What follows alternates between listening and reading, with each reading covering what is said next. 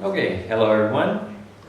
Let's go ahead and take a look at section 2E.2, which is called Arithmetic Series. So if we know that u sub n is an arithmetic sequence, then what we can say then is that if we go ahead and add up the first n terms of the arithmetic sequence, and we can notate it that way, or we can notate it that way, then when we add all of those, this is in fact going to be called an arithmetic series. Now there's two ways that you can actually calculate the arithmetic series of the first n terms of the arithmetic sequence. And that would be to either use this formula here, or to use this formula here.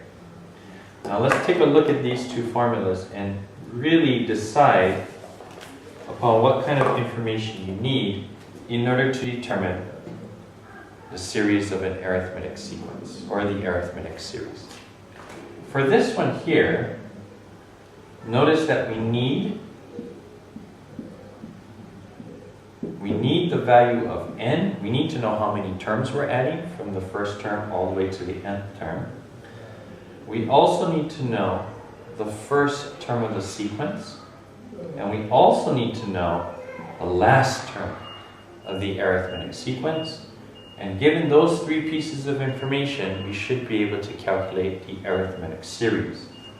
Now, if we go ahead and take a look at this formula here, then information we need, again, we need to know how many terms we're adding up from the first term to the nth term.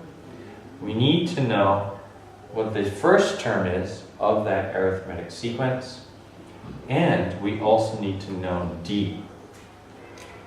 So depending upon what information you have, then you can either use this or this to calculate the arithmetic series. So let's go ahead and take a look at an example. And let's take a look at all the numbers. Let's just take a very simple example. And let's just take a look at all the numbers that start off with 2, 4, 6, and go all the way to 100. Now, if I was to consider how to calculate the arithmetic series, being that I know that this is an arithmetic sequence, I first need to know, well, how many terms are there in this sequence? Well, we know for a fact that this arithmetic sequence is going to be u sub n is going to be equal to 2n. So if I know that 2n is equal to, if I know that 2n is equal to 100, then I know that n is going to be equal to 50. So I know that 50 would be here and 50 would be here. I also know for both of these that the first term is going to be 2. So let's go ahead and write these down here. So n we know is going to be equal to 50. U sub 1 is going to be equal to 2. Same thing here. Now, if we wanted to go ahead and find out what u sub n is, well, what is u sub 50? Well, u sub 50 we already know is going to be 100. So I could also say that in this particular case here, that u sub 50 is going to be equal to 100. Now for this side here, in addition to knowing that n is equal to 50 and u sub 1 is equal to 2, I need to know what the common difference is. Now the common difference, if we just take a look, we know for a fact that this is just going to be a value of 2.